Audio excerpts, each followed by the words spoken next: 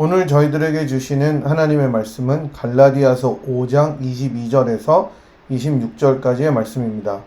오직 성령의 열매는 사랑과 희락과 화평과 오래 참음과 자비와 양선과 충성과 온유와 절제니 이 같은 것을 금지할 법이 없느니라. 그리스도 예수의 사람들은 육체와 함께 그 정욕과 탐심을 십자가에 못 박았느니라. 만일 우리가 성령으로 살면 또한 성령으로 행할지니 헛된 영광을 구하여 서로 노엽게 하거나 서로 투기하지 말지니라. 아멘. 사랑하는 분야의 성도 여러분, 오늘도 하나님의 임재의 자리인 예배로 나아오신 여러분 모두를 참 좋으신 주님의 이름으로 환영하고 또 축복합니다.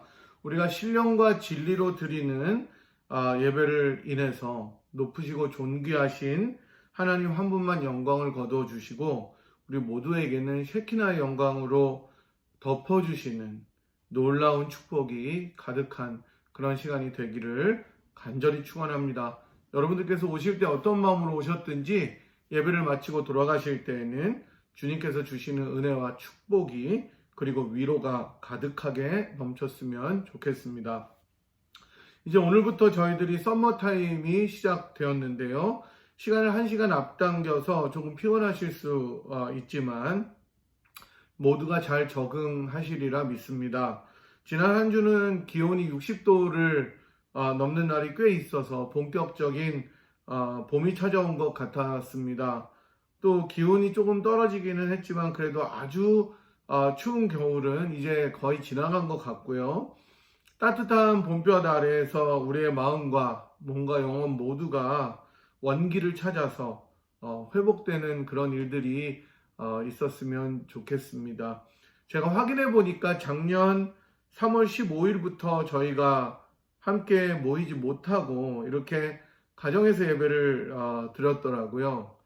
벌써 1년이 흘렀는데 이런 시기와 상황이 올 줄은 정말 꿈에도 저희들이 생각하지도 못했고 코비드 상황이 참 길어진 것이죠.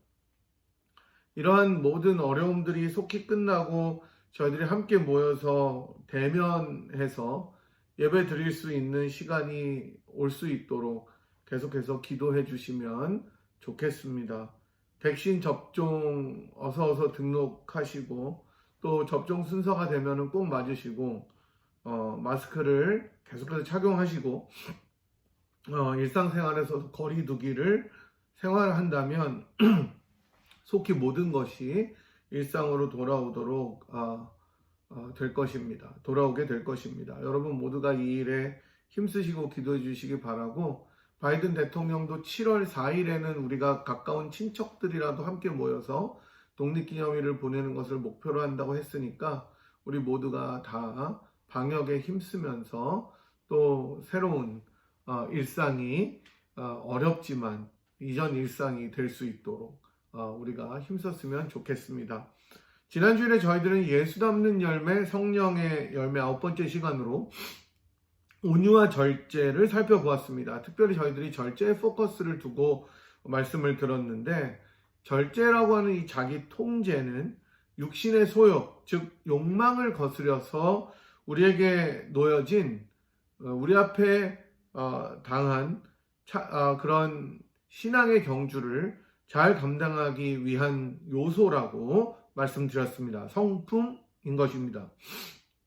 이기기를 다투는 자마다 절제한다고 배웠고 특별히 우리 삶 속에서 언어, 즉 말의 절제가 필요한 것을 저희들이 배웠습니다. 이제 오늘은 예수 담는 열매, 성령의 열매 이 시리즈를 마무리하는 시간입니다. 벌써 10주가 지나갔는데요. 예수의 사람이 성령의 사람이다 라는 제목으로 여러분과 함께 말씀을 상고해 보도록 하겠습니다. 바울 사도는 성령의 열매 이 섹션을 마치면서 23절 끝에서 이런 쭉 9가지 성령의 열매로 나타나는 성품들을 금지할 법이 없다 이렇게 말하고 있습니다. 사실 이 같은 것을 금지할 법이 없다는 말은 원래는 아리스토텔레스가 말했던 그런 격언을 아마도 바울이 사용했을 것이라고 많은 학자들은 생각을 합니다. 원래 아리스토텔레스의 말을 비슷하게 번역하자면 이러한 사람들을 금지할 법이 없다라는 말이었어요. 하지만 영어로 우리가 또 원어로 바울의 표현이나 아리스토텔레스의 표현을 원문에 가깝게 보면 이렇게 해석할 수 있습니다. 이러한 것들에 대하여는 아무 법이 없다. 이렇게 번역할 수 있습니다. 다시 말씀드리면 성령의 열매는 어느 법이나 또 정해진 어떤 것에 따라서 되는 것이 아니다라는 의미입니다. 이 점은 제가 강해하는 내내 말씀드렸던 사실인데요. 성령의 열매로 맺어지는 9가지 성품들 혹은 9가지 덕목들인 사랑과 희락과 화평과 오래 참음과 자비와 양선과 충성과 온유와 절제는 어떤 법을 제정해서 따라가야 하는 규정이 아니라 regulation이나 룰이 아니라 성품에서 저절로 우러나와야 되는 것이다 라는 점이죠. 그러니 성령의 열매를 우리들이 맺기 위해서는 어떤 규칙이나 법이나 그런 것들을 세워놓고 내가 마치 막 도달해야 되는 무엇처럼 전진해야 되는 그런 것이 아니라 성령의 인도하심을 따라가게 될 때 자연스럽게 그리고 저절로 생겨나게 되는 것입니다. 우리는 이미 5장 16절에서 바울이 말한 것처럼 성령을 따라 행하면 육체의 욕심을 이루지 아니할 것이다 라는 말을 들었습니다. 따라서 성령의 열매를 맺으려는 신자들은 성령의 인도하심을 반드시 구해야 될 것입니다. 성령의 열매를 날마다 맺게 해달라고 내 삶 속에서 그러한 9가지의 성품들이 매일 매순간 드러나게 해달라고 신자들은 기도해야 되는 것이죠. 그것이 저는 우리들의 기도 제목이 마땅한 기도의 제목이 되어야 할 것이라고 생각합니다. 20세기가 낳은 가장 훌륭한 목회자이자 신학자였던 존 스토트는 매일 하나님 앞에 이렇게 기도했다고 합니다. 성령의 열매를 많이 맺도록 풍성하게 맺어서 그것을 사람들이 체험할 수 있도록 내 안에 있는 9가지 성품들이 성령의 열매라는 한 열매로 드러나서 많은 사람들이 그 성령의 열매를 보고 주님께 영광을 돌리게 해달라고 기도했답니다. 오늘부터라도 우리의 기도가 이러한 기도가 되었으면 좋겠습니다. 성령으로 행해야 된다는 사실은 오늘 본문 25절에서도 다시 강조가 되는 것을 우리들이 볼 수 있습니다. 바울은 25절에서 만일 우리가 성령으로 살면 또한 성령으로 행할지니라고 말합니다. 성령으로 사는 사람들은 성령으로 행하는 사람들이라는 것이죠. 기도만 할 것이 아니라 훨씬 더 액티브하게 능동적으로 성령을 따라 행해야 되는 것입니다. 흥미로운 것은 성령으로 행한다는 말은 성령과 함께 걷다, 즉 성령과 더불어서 발을 맞추어 걷는 것이라는 의미를 가지고 있습니다. 마치 병사들이 상관의 구호와 명령에 맞춰서 함께 발을 내딛는 것처럼 그렇게 나아가는 것을 이야기합니다. 여러분, 남자들이 군대에 처음 가면 제식 훈련이라는 것을 합니다. 사실 이게 우리가 중고등학교, 초등학교 때부터 다 배웠던 건데 군대 가면 그렇게 안 될 수가 없어요. 좌양좌 그러면은 탁 좌측으로 돌고 우양우하면 우양우하고 왼발부터 왼발 앞으로 하면 왼발이 나가야 되는데 꼭 좌양좌 할 때 우측으로 도는 애들이 있고 우양우할 때 좌측으로 도는 애들이 있으며 왼발 앞으로 하면서 오른팔이 같이 나가야 되는 거예요. 그러니까 발과는 다른 쪽에 팔이 나가야 되는 거죠. 오른발이 나가면 왼팔이 나가야 되는데 그거를 똑같이 해서 로봇처럼 이렇게 같은 발과 같은 팔을 올리는 아이들이 꼭 있습니다. 저도 그런 실수를 하기는 했는데 이게 발을 맞출 수가 없는 거예요. 그러면 훈련이 안 되는 거죠. 그것처럼 성령과 함께 걸을 때 성령께서 우양우하면은 우측으로 돌아야 되는 것입니다. 그게 성령을 따라 행하는 것입니다. 성령님이 우리 마음속에 좌측으로 가라고 했다면 우리는 좌측으로 돌아서 가야지, 우리가 우측으로 돌면 성령과 함께 갈 수가 없는 것과 같은 일이에요. 주님께서 왼발을 내디디라고 성령의 음성으로 말씀하실 때 우리는 왼발을 내디뎌야 하는 것입니다. 빠르지는 않더라도, 정말 신속하게는 아니더라도 함께 천천히 주님과 발을 맞추어 나가는 것입니다.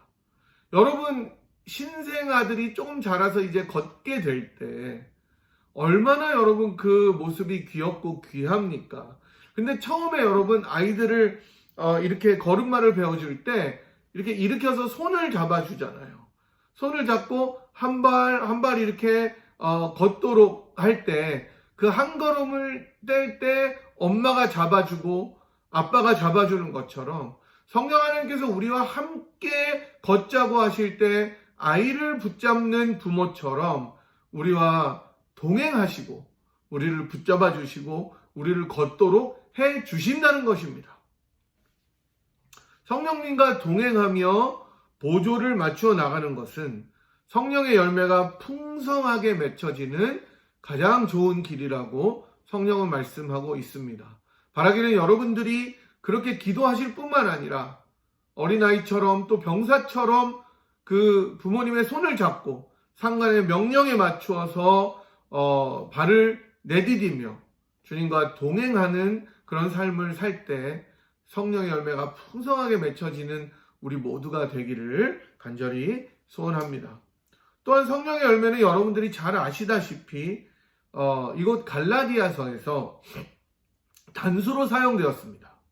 9가지 성품들은 따로 분리되어서 각각 맺혀지는 것이 아니라 성령의 열매라는 전체적인 나의 인격으로 드러나는 것입니다.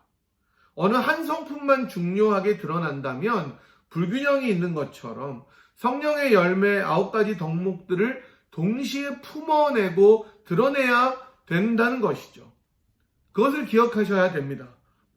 그리고 그렇게 성령의 열매를 완벽하게 가진 분은 오직 예수 그리스도밖에 없다, 이렇게 말씀드렸습니다. 성령 열매는 따라서 예수 그리스도를 닮아가는 일이 되는 것이죠.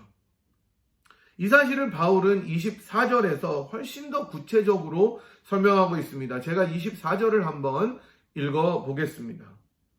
그리스도 예수의 사람들은 육체와 함께 그 정욕과 탐심을 십자가에 못 박았느니라. 아멘. 24절 처음에 나오는 그리스도 예수의 사람들이라는 말을 조금 더 자세하게 살펴보면 어떻게 번역할 수 있느냐? 바로 예수께 속한 사람들, 그리스도께 예수께 속한 사람들, belong to Christ Jesus입니다. 어느 한 그룹이나 공동체나 또는 팀의 일원이 된다는 것은 무엇인가를 함께 공유하는 일이라고 생각합니다. 미국 프로야구의 그 메이저리그 베이스볼 가장 대표적인 팀인 뉴욕 양키스는, 물론 제가 그렇게 좋아하지 않아요. 이 필라 팬들도 다 뉴욕을 싫어하기 때문인데 그렇게 좋아하는 팀은 아니지만 굉장히 전통이 있고 정말 실력이 좋은 그런 야구팀입니다. 그런데 이 양키스의 특징들 중 하나는 선수들의 유니폼 뒤에 선수 자신의 이름을 새겨넣지 않는다는 것입니다. 여러분들이 잘 아시다시피 거의 모든 스포츠 팀들의 선수들은 유니폼 뒤에 자신의 백넘버와 함께 이름을 새겨넣는 것이 일반적이죠. 하지만 양키즈 선수들은 그 유니폼에 백넘버는 있는데 자기 이름은 없습니다. 왜냐하면 양키즈는 한 선수가 아무리 뛰어나더라도, 아무리 실력이 출중하더라도 팀보다 먼저일 수는 없다는 철학을 가지고 있기 때문에 그냥 양키즈라고 부르지 어느 선수의 이름을 특별히 새겨넣지 않는다는 거예요. 따라서 양키즈는 이렇게 자기의 팀을 우선으로 생각하고 강력하게 뭉치는 것입니다. 그래서 양키즈의 대표적 유니폼인 이 줄무늬 스트라이프 유니폼은 그 뉴욕을 상징하는 NY 뉴욕이잖아요. 그 로고와 함께 새겨져서 대표적인 야구 유니폼이 되고 있습니다. 그리고 양키즈 선수들은 그 유니폼을 정말 자랑스럽게 생각하고 다른 구단의 선수들도 양키즈에서 스카우트 제의가 올 때 굉장히 많은 경우에 그 핀스트라이프 유니폼을 입고자 정말 많은 경우에 이적하기도 하는 것입니다. 그렇게 팀의 일원이 된 선수들은 그 유니폼에 맞는 실력과 책임을 갖추기 위해서 열심히 노력하는 것이죠. 이처럼 어느 한 팀에 속해 있다는 소속감은 그런 자랑스러운 자부심과 더불어 책임감 역시 가져다 주게 되는 것입니다. 그리고 그 팀이 양키즈처럼 전통과 실력을 갖춘 팀이라면 뭐 더 말할 나위도 없는 것이죠. 그리스도 예수의 사람들, 즉 팀 그리스도의 멤버들은 얼마나 자기가 속한 그 팀이 대단한지를 아는 사람들이기 때문에 그것에 맞는 행동과 책임감을 가져야 되는 것입니다. 따라서 바울은 그리스도 예수께 속한 사람들이 어떻게 해야 하는지를 24절 하반절에서 말씀하고 있는데 그것은 바로 육체와 함께 그 정욕과 탐심을 십자가에 못 박는 것이다 라고 말하고 있습니다. 여러분, 바울이 살던 시대의 십자가라는 것은 현재 우리가 느끼는 것과는 너무나 다른 개념과 상징 그리고 의미를 가지고 있었습니다. 여러분들이 잘 아시겠지만 이 십자가라는 것은 유대인들에게는 정말로 거리끼는 저주의 상징이었습니다. 나무에 달려 죽는 것은 그야말로 저주였기 때문에 그렇죠. 하지만 로마가 실제로 그 십자가형을 실행할 때 이것은 저주 이상의 잔혹함을 보여주는 정말로 수치스럽고 잔인하기 그지없는 형벌이었습니다. 십자가에 못 박힌 죄수들은 정말로 우리 주님이 그러셨던 것처럼 피와 물을 다 쏟을 때까지, 즉 죽을 때까지 달려 있어야 했고 그 고통 속에 그야말로 말라서 죽어가도록 놔두는 형벌이 십자가형이었습니다. 이 십자가형은 그야말로 죽음의 모든 차원을 다 경험하도록 하고 마침내 숨을 먹게 하는 그런 잔혹한 형벌이었다고 합니다. 현대의 연구에 따르면 십자가형으로 처형받는 이 수형자들은 못 박힌 상태에서 대략 1000번 정도를 기절했다 깨었다를 반복했기 때문에 여러분 1000번입니다. 그 과정은 정말로 죽고 싶어도 죽을 수 없었던 상태라고 하니까 그 고통을 이루 말할 수도 없고 상상할 수도 없는 형벌이었습니다.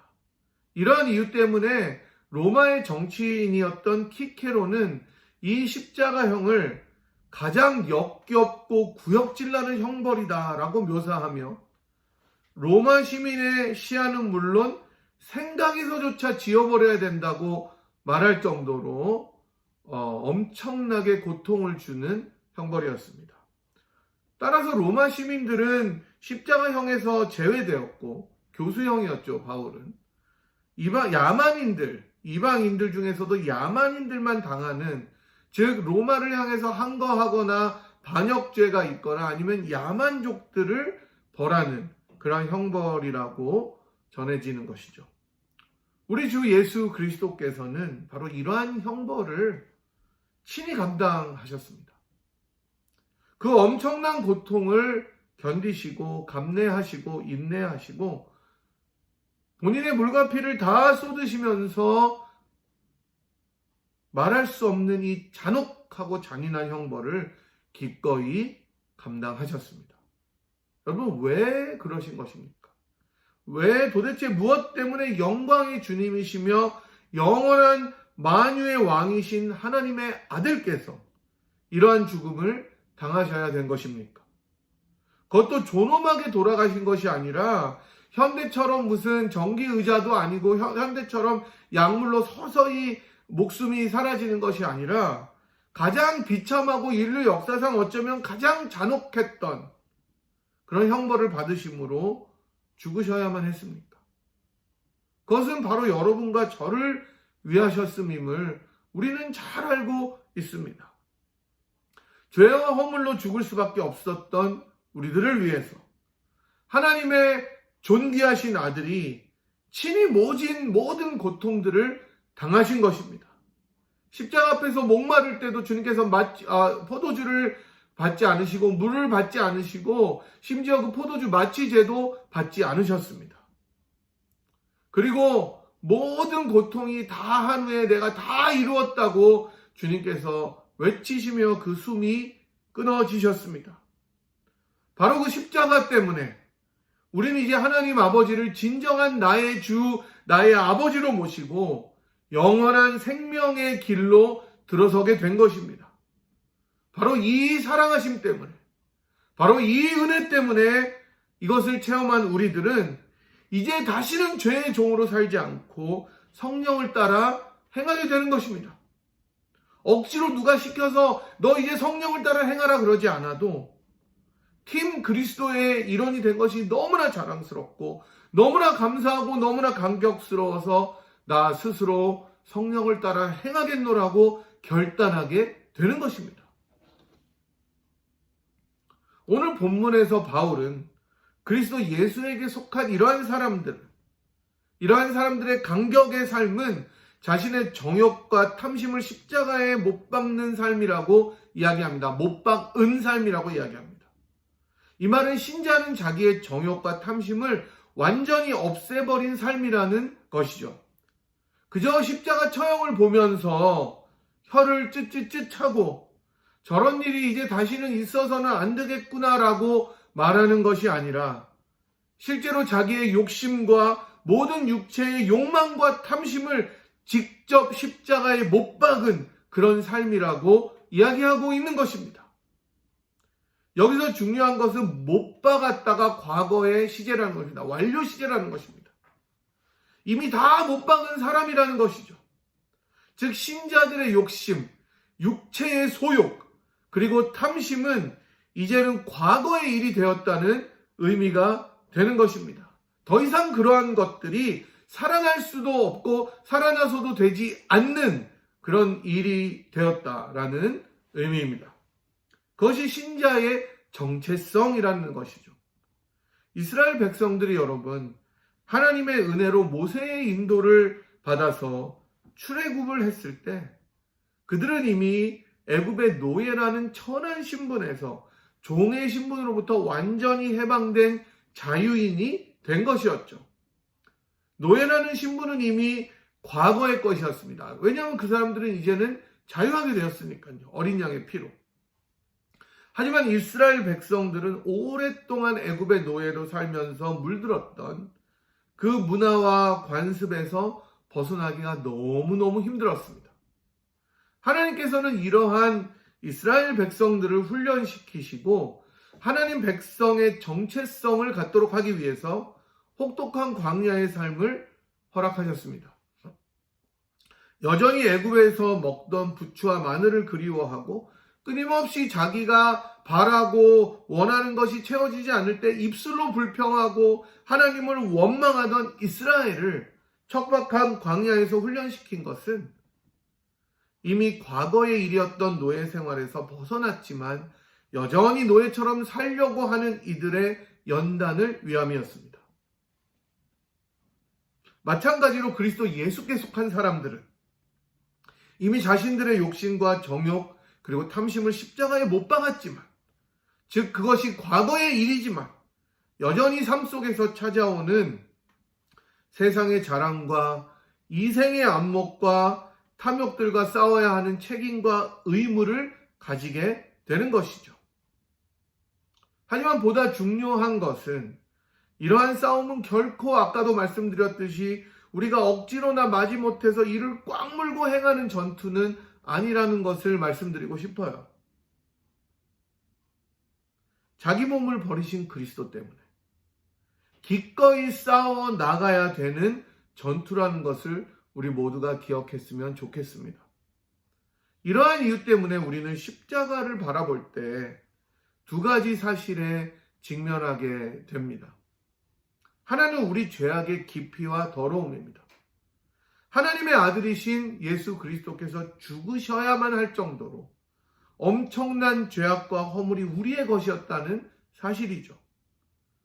도대체 얼마나 그 죄악의 깊이가 깊다면 하나님의 아들이 돌아가셔야만 해결이 되는 것입니까?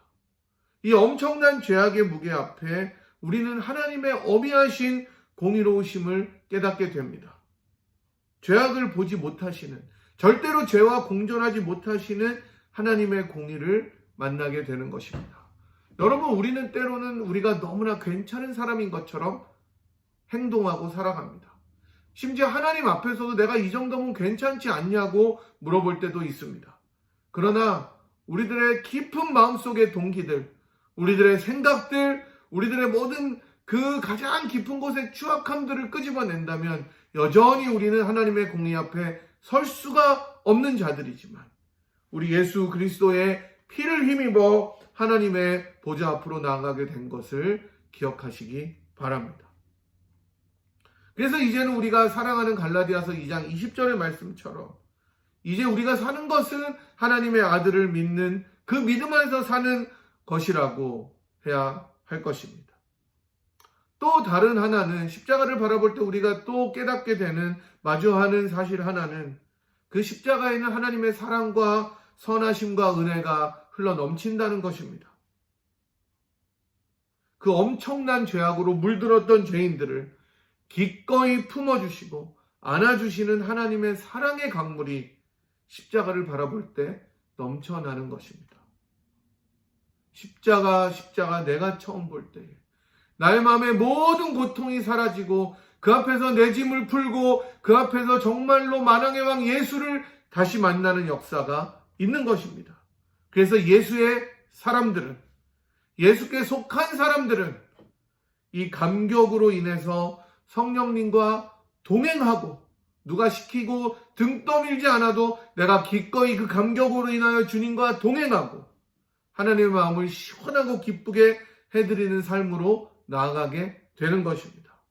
따라서 예수의 사람이, 십자가의 사람이 바로 성령의 사람임을 기억하시기 바랍니다. 여러분, 우리는 이제 사순절을 지나고 있습니다. 이제 2주 후면 종려주일이고 고난주간이고 부활주일이 찾아옵니다. 여러분은 이 십자가 앞에서 무엇을 깨닫습니까? 십자가 앞에서 깨달아야 하는 것은 우리의 육체와 우리의 정욕을 못 받고 성령의 사람으로 살아가며 성령의 열매를 맺어야 한다는 아주 단순한 사실인 것입니다. 여러분, 저희는 10주를 걸쳐서 성령의 열매에 대한 말씀을 들었습니다. 여러 성품들을 한 열매에 맺는 것입니다. 여러 성품들, 9가지 성품들은, 덕목들은 한 열매에 가득하게 맺히는 각기 다른 맛의 성품입니다. 사랑과 희락과 화평과 오래 참음과 자비와 양성과 충성과 온유와 절제는 오로지 예수 안에서만 맛볼 수 있는 것들입니다. 이러한 성품들을 맺기 위해서는 십자가를 바라보며 성령을 따라 행하는 삶을 살아야 합니다. 바라기는 우리 모두가 성령의 열매가 가득 꽉 차게 열려서 하나님께 큰 영광을 드리고 많은 이들에게 큰 도전과 기쁨을 선사하는 그런 삶을 살아가기를 참 좋으신 우리 주 예수 그리스도의 귀하신 이름으로 축복합니다. 제가 기도하고 축도하겠습니다. 사랑과 은혜가 풍성하신 하나님 아버지, 주님의 놀라우신 은혜를 감사합니다. 저희들이 무엇이간데 주께서 택하여 주시고 십자가의 그 모진 고통을 견디시며 인내하시고 받으시고 마침내 우리들을 그 십자가의 죽으심으로 인하여 살려주신 그 하나님의 사랑을 생각할 때마다 얼마나 감사한지 저희가 아무 말도 할 수가 없습니다. 주님, 십자가에 설 때마다 우리들의 죄악을 발견하게 하시고 그것을 이미 못 박은 자라는 것을 깨닫게 하시고, 그러나 때로는 육체의 소욕이 다시 한번 살아 움직일 때마다 다시 한번 십자가에 달리신 예수 그리스도를 생각하며 정결한 삶으로, 성령을 따라 행하는 삶으로 살아나갈 수 있는 저희가 되도록 인도하여 주시옵소서. 성령께 우리를 의탁하며 같이 성령과 발을 맞추어 성령의 열매 9가지 성품이 가득하게 열리는 자들이 되게 도와 주시옵시고, 우리들의 일상생활에서 그러한 열매로 인하여 하나님께 영광을 돌리고 많은 이들에게 도전과 기쁨을 선사하는 우리들의 생이 되도록 축복하여 주시옵소서. 주님, 이제 저희들이 이 시리즈를 마치며 주님께 저희들의 인생을 올려드립니다. 저희들의 인격을 만지시고 성품을 다듬으시고 다시 한번 저희들의 언어를 정제하셔서 하나님 보시기에 정말로 아름다운 인생 펼쳐지도록 인도하여 주옵소서. 지금은 성령의 열매의 주인이신, 그리고 우리를 위하여 자기 몸을 기꺼이 버려 십자가의 모진 고통, 참혹함을 견디시고 우리를 구속하신 우리 주님 예수 그리스도의 무한하신 은혜와 그 아들을 아끼지 않고 기꺼이 우리를 위하여 내어주신 하나님 아버지의 극진하신 사랑하심과 우리들의 인생을 책임지시고 함께 발을 맞추어 우리와 동행하기로 명령하시고 자원하시고 기쁨으로 그 길을 함께 걸어가시는 성령 하나님의 위로 교통 충만하심이 성령의 열매를 가득 맺고 성령과 동행하며 십자가를 바라보고 살기로 결단하고 돌아가는 이 자리에 함께한 주의 건속들 한 분 한 분 머리머리 위에와 사랑하는 분이엘 제단 위에 지금으로부터 영원토록 함께 하시기를 간절히 축원하옵나이다. 아멘. 여러분 감사합니다. 다음 주에 뵙겠습니다.